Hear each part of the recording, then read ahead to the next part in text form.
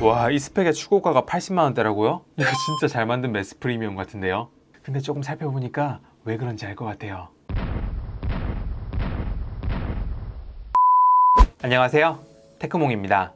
얼마 전에 삼성전자에서 갤럭시 S20 FE라고 하는 이 89만 9천원, 80만원대 스마트폰을 내놓았죠. 저는 이 갤럭시 S20 FE를 쿠팡에서 13% 카드 할인까지 받아가지고 한 78만원 이 정도에 구입을 했습니다. 그리고 제품을 차근차근 분석을 해보니까 확실히 삼성전자에서 고객이 원하는 게 무엇인지 정확히 파악을 하고 거기에는 힘을 주고 나머지 부분에서 힘을 좀 뺀 원가 절감을 한 게 많이 느껴지더라고요. 그럼 지금부터 이 제품이 어떤 특징을 가지고 있고 정말 그 금액대의 가치가 있는 녀석인지 진하게 한번 알아보도록 하겠습니다. 그럼 지금부터 시작할게요.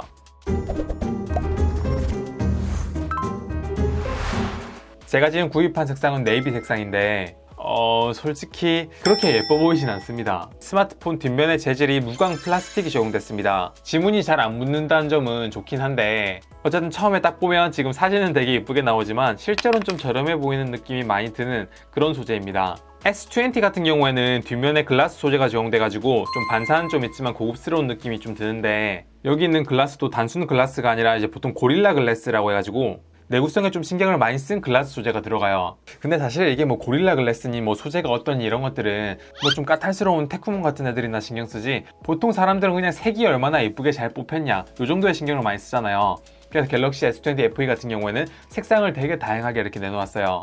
이건 디자인이나 색상에 관심이 많은 제 와이프한테 좀 의견을 구해봐야 될 것 같은데요. 현정님, 네이비가 지금 화면상으로는 되게 예쁘게 보이는데 실제로 보면 되게 음침하고 테크몽님 같은 이미지입니다. 뭐 저 같은 이미지라는데 뭔가 안 좋은 표현도 좀 섞여 있는 것 같죠? 근데 사실 저 같은 경우에는 스마트폰을 구입하면 뒷면의 재질 이런 거 전혀 신경을 안 씁니다. 저는 보통 스마트폰 뒷면엔 이렇게 케이스 씌우고 다니기 때문에 사람들에게 스마트폰에 좋아하는 옵션이 뭐예요? 라고 물으면은 뒷면 스마트폰의 재질을 고릴라 글래스나 알루미늄이 들어가 있는 그런 재질로 해주세요 라고 이런 부탁을 잘 안 하잖아요. 그래서 플라스틱을 넣고 원가 절감을 한 거는 전 그렇게 나쁘게 보진 않습니다. 수리비도 저렴해지고요.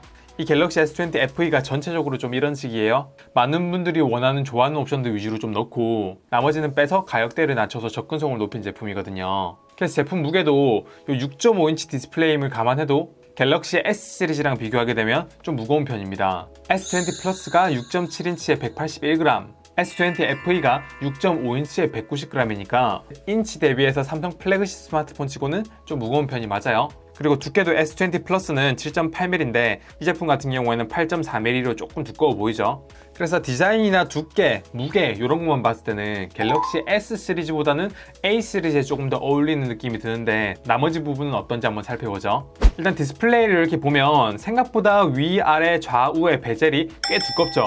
그나마 다행인 점은 펀치홀이 굉장히 작은 걸 알 수가 있습니다. 제품의 해상도는 2400에 1080으로 FHD 플러스급이에요. S20 해상도인 3200에 1440, WQHD 플러스랑 비교를 하면 다소 해상도는 떨어져 보입니다. 그런데 S20 같은 경우에도 화면을 움직일 때 부드럽게 움직이는 그 120Hz 자료 같은 경우에는 FHD급에서만 작동을 하잖아요.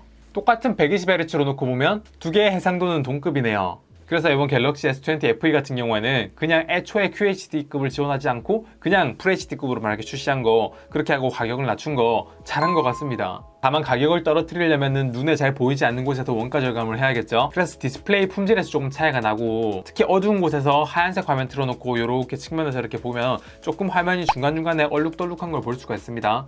그리고 검은색에 가까운 회색을 어두운 곳에서 밝기 최대로 하고 스마트폰으로 사진을 찍어보면 갤럭시 S20 FE가 갤럭시 S20보다 조금 더 얼룩덜룩한 것을 알 수가 있습니다. 이런 건 보통 갤럭시 A 시리즈에서 흔히 볼 수 있는 거긴 한데 실제로는 그렇게 예민한 분들이 아니면은 잘 못 느끼실 수도 있어요. 그리고 요즘 갤럭시 S20 FE에서 터치 인식 오류가 있다는 이슈가 있었습니다. 삼성전자에서는 소프트웨어 업데이트를 통해서 개선을 했다고 하지만 아직까지 기기에 따라서 개선이 되지 않은 모델이 많이 있는 것으로 보입니다. 저는 테스트 중에 해당 문제를 느끼지 못했지만 어떤 조건에서 문제가 발생하는지 조금 더 확인이 필요해 보이네요. 요즘 출시되고 있는 플래그십 스마트폰에는 대부분 고릴라 글래스 6라고 외부 글라스에 이렇게 보호를 하고 있는데 고릴라 글래스 6가 나왔을 때 전작과 비교했을 때 내구성이 2배 좋아졌다 그랬거든요. 그래서 막 떨어뜨렸을 때 깨질 확률도 낮다 막 이렇게 막 광고했었는데 갤럭시 S20 FE 같은 경우에는 고릴라 글래스 3가 들어갔어요. 그 차이가 클 수밖에 없죠. 근데 실제로 여러분들이 사용하면서 이 차이를 알기가 좀 어렵습니다. 왜냐하면요, 이건 사람의 심리하고 관련된 건데 만약에 떨어뜨려가지고 디스플레이가 깨졌어요. 그러면 그냥 이번 재수가 없어가지고 디스플레이가 깨졌네 뭐 이런 생각을 하지. 고릴라 글래스 3라서 당했다. 6였으면 괜찮았을 텐데. 이런 분들 거의 없잖아요. 약간 그런 걸 노려가지고 그렇게 한 것 같습니다. 그리고 또 보이지 않는 옵션 중에 하나가 갤럭시 S20 같은 경우에는 하이 다이나믹 레인지 HDR10 플러스라는 기술이 탑재가 됐었거든요. 그래서 넷플릭스를 보면 HDR 컨텐츠를 재생할 수가 있었어요. 근데 S20 FE 같은 경우에는 HDR을 지원하지 않는다고 이렇게 돼 있죠. 그래서 제가 처음에 말씀드린 것처럼 S20 FE는 이런 식입니다. 눈에 확실히 보이는 사람들이 좋아하는 그런 스펙들은 다 넣어주고 이렇게 눈에 잘 안 보이는 디스플레이 제조사나 디스플레이의 내구성이나 HDR 플러스라든지 디스플레이의 균일도 이런 것들은 조금씩 낮춰가지고 원가 절감을 한 거예요. 그럼 그 다음으로 이제 성능에 대해서 말씀을 드려야겠는데요. 사실 우리나라에서 지금 2020년도에 안드로이드 스마트폰에서 스냅드래곤 865 이렇게 8자로 시작하지 않으면 무슨 큰일 나는 줄 아시는 분들이 많아요. 그래서 이제 좀 성능이 괜찮더라도 이런 벨벳이나 LG 윙 같은 경우에는 스냅드래곤 765 또는 765G 이런 게 들어가가지고 정말 가루가 되도록 까였잖아요. 근데 갤럭시 S20 FE 같은 경우에는 스냅드래곤 865가 탑재가 됐습니다. 865 플러스 말고 865가 탑재가 된 거예요. 굉장히 머리를 잘 썼죠. 요즘 삼성전자의 플래그십 스마트폰들이 865 플러스가 탑재가 되고 있는데 그러면 865들은 좀 재고가 많이 남아있을 거란 말이에요. 그 재고를 이렇게 똑똑하게 처리하는 방법이 뭐가 있을까? 펜 에디션을 만들자. 근데 램을 비교를 해보면 S20 같은 경우에는 12기가인데 이 제품은 그거의 절반인 6기가거든요. 너무 작은 거 아니냐고요? 뭐 운영체제는 좀 다르긴 하지만 아이폰의 경우에도 6기가잖아요. 실제로 뭐 해외 사이트나 이런 곳에서 아이폰 11 프로하고 갤럭시 S20 FE하고 리프레시나 화면 반응 속도 같은 거 비교하는 거 보면 갤럭시 S20 FE가 동급이거나 그거 이상의 결과를 좀 보여줬어요. 전 이 제품에 스냅드래곤 865 플러스가 아니라 865가 탑재가 되고 램이 12기가가 아니라 6기가가 탑재된 거는 굉장히 전략적인 선택이라고 생각합니다. 그럼 이제 우리가 신경 써야 될 게 이제 카메라 부분이 있는데요. 카메라 같은 경우에는 갤럭시 S20 FE가 S20랑 비교하게 되면 업그레이드된 부분도 있고 다운그레이드된 부분도 있습니다. 일단 가장 많이 사용하게 되는 초광각 카메라와 광각 카메라, 기본 카메라라고 불리는 이 카메라는 두 개는 S20랑 동급이고요. 맨 밑에 있는 마운 카메라가 S20는 6400만화소인데 얘는 800만화소 밖에 안 돼요. 그래도 화소수가 줄었고 조리개도 f2.0에서 f2.4로 조리개도 좀 많이 어두워졌어요. 그래서 진짜 엄청난 성능 하락이 있는 것처럼 보이거든요. 근데 여기에 있는 S20의 마운 카메라는 실제로는 1.08배의 화질 손상 없는 광학 줌에 소프트웨어적으로 확대를 하면서 그 화질 손상을 줄여서 3배로 만든 거기 때문에 광학 3배줌과 비교했을 때 조금 부족할 수밖에 없어요. 근데 갤럭시 S20 FE는 하이브리드 3배줌이 아니라 광학 3배줌입니다. 결과물을 놓고 보면요, 여러분들이 생각한 것만큼 크게 차이가 나지 않습니다. 네, 지금 이 영상은 갤럭시 S20 FE로 찍고 있는 거고요. 전 여기 있는 이거를 줌을 해가지고 얼마나 잘 보이는지 한번 비교를 해볼 거예요.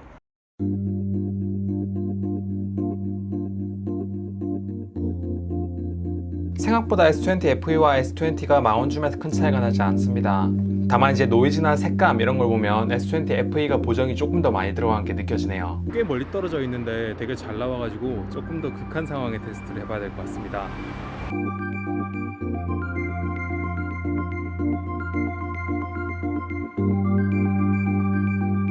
이번에도 마찬가지로 S20 FE가 보정이 많이 들어간 게 보이시죠? S20나 S20 FE나 둘 다 되게 훌륭해요. 마운 카메라의 품질이 훌륭하다는 걸 어떤 거 기준으로 얘기한 거냐고요? 아이폰 11 프로랑 비교한 겁니다. 아이폰 11 프로보다 마운에서 훨씬 더 선명한 걸 알 수가 있죠. 그 외에도 동영상을 찍을 때 손떨림을 보정할 수 있는 슈퍼 스테디도 적용됐고요. 카메라에서도 야간 모드를 지원을 해요. 그리고 동영상도 8K는 지원하지 않지만 4K 60프레임까지는 지원을 하고, 이렇게 또 스펙만 놓고 사진 몇 장 찍어보니까 카메라는 굉장히 잘 나온 것 같아 라는 생각이 좀 드시죠? 근데 여기서도 몇 가지 원가 절감을 한 게 있습니다. 갤럭시 S20 같은 경우에는 여기 보시면 마이크 홀이 있죠. 이 마이크 홀을 통해 가지고 이렇게 촬영을 할 때 상대 쪽의 목소리를 많이 녹음을 할 건지 내 쪽의 목소리를 많이 녹음할 건지 선택을 할 수가 있어요. 그래서 이제 프로 동영상 모드에 가면 마이크의 방향을 전면 녹음을 할 건지 후면 녹음을 할 건지 이렇게 선택을 할 수가 있거든요. 근데 갤럭시 S20 FE는 그런 마이크 홀이 없죠. 그래서 프로 동영상 모드에 들어가 보면 마이크를 선택할 수 있는 것 자체가 없습니다. 그 대신에 USB나 블루투스 마이크를 이용해가지고 녹음할 수 있는 그런 기능은 있네요. 사실 카메라에 대해서 비교하려면 진짜 이것만 또 진하게 들어가 봐야 돼가지고 일단 이번 영상에서 카메라는 여기까지 하고, 더 궁금하시면 제가 추가적으로 더 찍어볼게요. 그 다음으로 말씀드릴 부분은 배터리예요. 갤럭시 S20 FE 같은 경우에는 배터리가 4500mAh로 S20보다 많고 S20 플러스랑 동급입니다. 꽤 대용량 배터리가 들어간 거예요. 25W의 유선 고속 충전을 지원하고요. 12W의 고속 무선 충전도 지원을 하고요. 그리고 무선 배터리 공유 기능이라고 해서 이 위에 갤럭시 버즈와 같이 무선 충전을 지원하는 제품을 올려놓으면 충전을 해주는 이런 무선 배터리 공유 기능도 빠짐없이 넣어줬어요.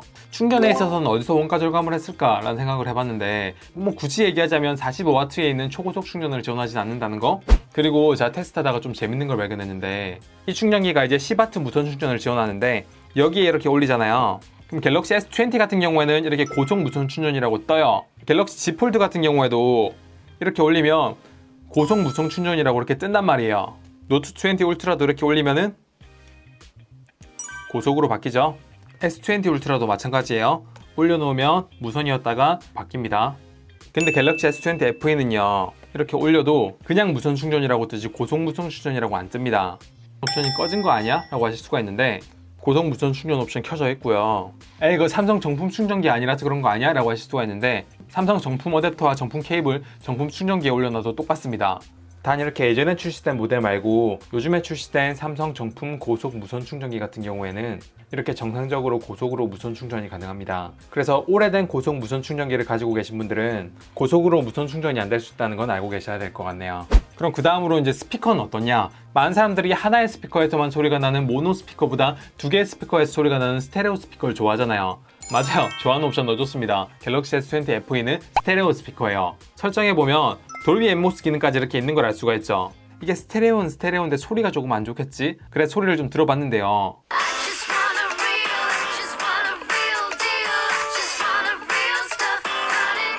제가 생각했던 것보다 훨씬 더 음질이 괜찮게 나오네요. 굳이 아쉬운 점을 찾으라 그러면 이 아래쪽에 있는 스피커의 출력이 상단부 수화부 리시버랑 동시에 쓰고 있는 이 스피커의 출력보다 여기가 좀 더 커서 상하단의 출력 차이가 좀 있는 건 느껴지긴 하는데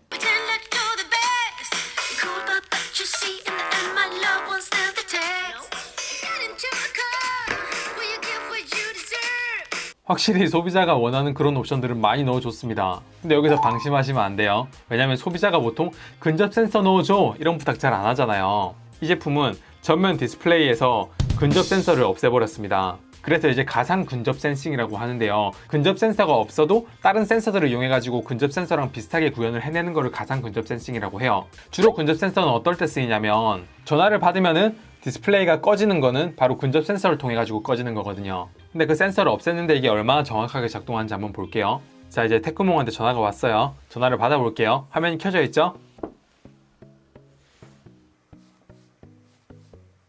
꺼질 때도 있고 안 꺼질 때도 있죠. 이게 근접 센서로 비슷하게 구현을 했다고는 하지만 근접 센서가 있는 모델들과 비교했을 때는 확실히 그 인식률이 조금 떨어지는 걸 알 수가 있습니다.